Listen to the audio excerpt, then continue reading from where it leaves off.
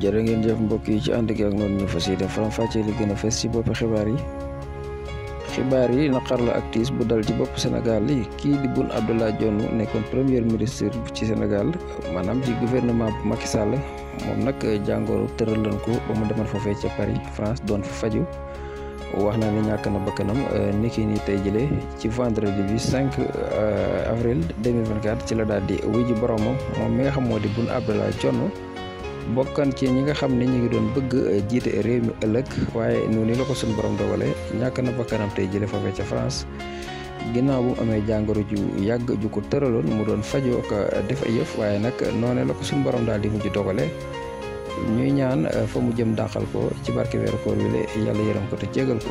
mbokk yi jërë ngeen jëf kon lii moo fi am ci lu doon andi ci xibaar ba ci kanam ak yeneen ba àndee ak dogal borom bi jàngeen jëf